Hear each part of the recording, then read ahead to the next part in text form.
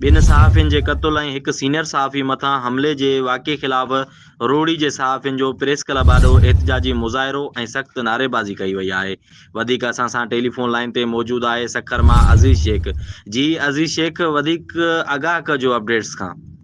जी बिल्कुल, मां तव्हांखे ॿुधाईंदो वञा त 24 कलाकनि जे दौरान चारसदा जे इलाइक़े शबकदर में सहाफ़ी इफ़्तिख़ार अहमद ऐं रानीपुर जे सीनियर सहाफ़ी इश्तियाक अहमद खे गोलियूं हणी क़त्ल करण ऐं सीनियर सहाफ़ी अयाज़ अमीर मथां थियल हमले ख़िलाफ़ रोड़ी प्रेस क्लब ऐं रोड़ी यूनियन ऑफ जनरल जे सॾ ते रोड़ी जे सहाफ़ियुनि पारां रोड़ी प्रेस क्लब अॻियां प्रेस क्लब जे सदर मुजाहिद बोज़दार, एडी गुंजो, निसार जिंजण, आज़ाद अजीब मंगी, सैफुल्ला बलोच, जमशेद कुरैशी ऐं शाहिद मीरानी जी अॻवानी में एहतिजाजी मुज़ाहिरो कयो वियो।